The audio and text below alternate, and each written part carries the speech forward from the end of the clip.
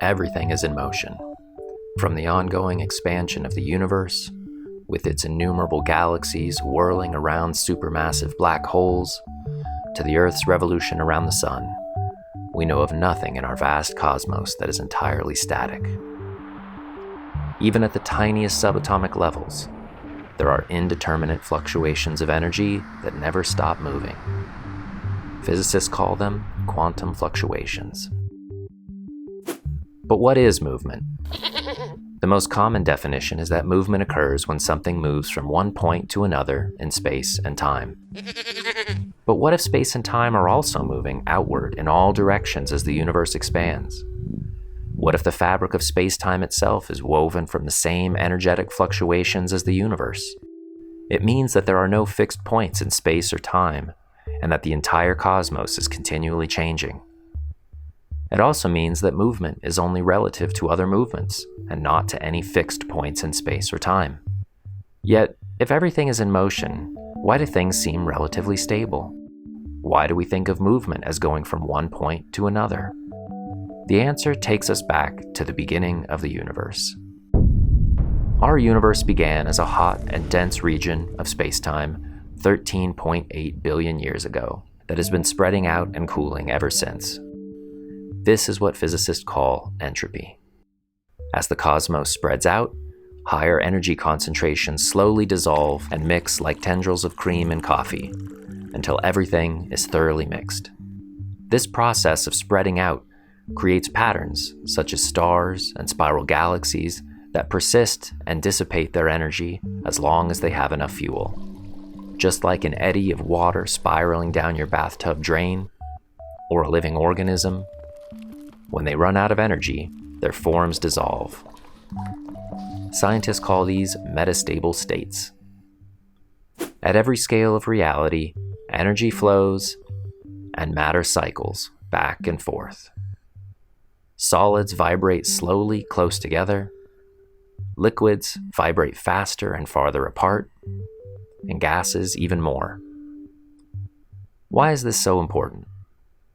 Many people, including philosophers, tend to think of reality as made of discrete things and people. But there are no things or people. There are only processes and patterns in motion. Nouns are conceptual shortcuts for movements. They are abstractions that help us wash the dishes and build skyscrapers. People and things are only the tip of nature's iceberg. Instead of looking at the world through the pinhole of discrete things, what if we focused on movements and processes? This could have implications across scales. Perhaps it could even help us avoid a few problems. For instance, ecological systems are not made of discrete plants, animals, and resources. They are vast webs of interconnected processes. When people destroy one part of an ecological process, it can negatively affect the whole system in unpredictable ways.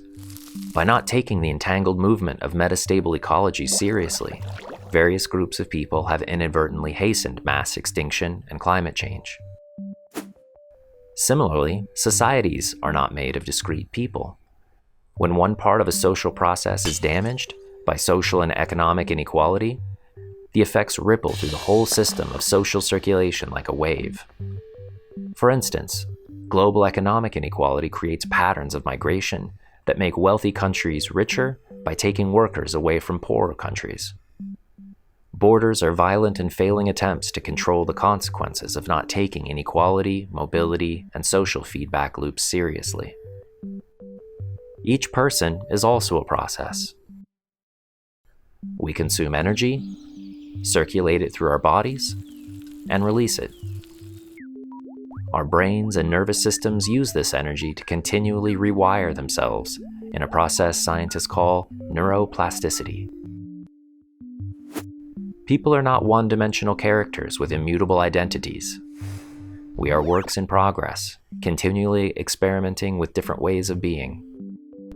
When we treat people like discrete and inflexible individuals, or when others treat us this way, it can create psychological distress and illness.